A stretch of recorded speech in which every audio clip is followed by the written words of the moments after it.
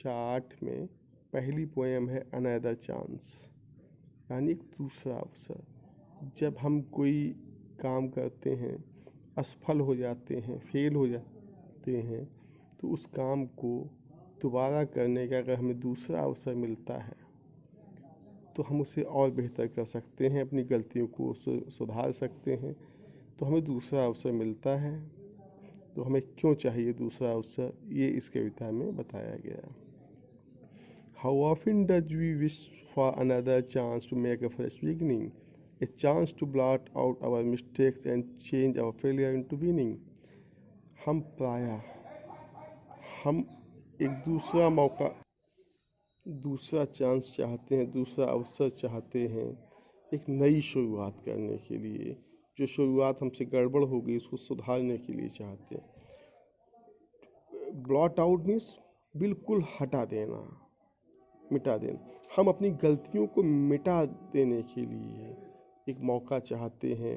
अपनी असफलताओं को, फेलियर कहते हैं असफलताओं को, सफलताओं में, विनिंग सफलताओं में बदलने के लिए हमें एक प्रायः दूसरा चांस चाहिए होता है। It does not take a new day to make a brand new start, it only takes a deep desire to try with all our heart. इसके लिए हमें एक पूरा नया दिन नहीं चाहिए होता है कि हम एक बिल्कुल नई शुरुआत कर सके। ब्रांड न्यू स्टार्ट मीन बिल्कुल नई शुरुआत। केवल एक इच्छा चाहिए होती, एक महत्वाकांक्षा चाहिए होती है। हमें अपने पूरे दिल से कोशिश करने वाली एक महत्वाकांक्षा चाहिए होती है कि हम अनदर चांस जो मिला है उसका उपयोग कर सकें। To live a little better and to always be forgiving and to add a little sunshine to the world in which we are living। हम थोड़ा और बेहतर रह सकते हैं, थोड़ा और ज़्यादा क्षमाशील हो सकते हैं। अगर हमने किसी के प्रति क्रोध किया था, उसकी किसी चीज़ पे नाराज़ होकर के, तो हम और ज़्यादा क्षमाशील होकर के उस घटना की कड़वाहट को भुला सकते हैं। फॉरगिविंग कहते हैं क्षमाशील।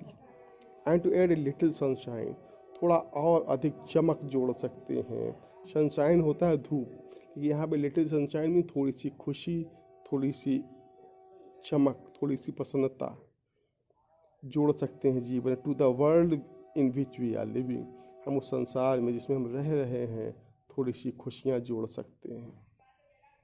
And never give up in despair, give up means त्यागना, छोड़ के भागना। और निराशा में हम कभी कोई चीज़ छोड़कर नहीं भागते। And think you are through for there's always to a tomorrow and the hope of starting a new. हमेशा से यही सोचें कि आपको कुछ भी निराशा में छोड़ के नहीं भागना है। आप जब किसी काम से आज छोड़ के पूरा कर लेंगे तो आप हमेशा ही कल के लिए एक अच्छी शुरुआत, एक अच्छा समय छोड़कर जाएंगे।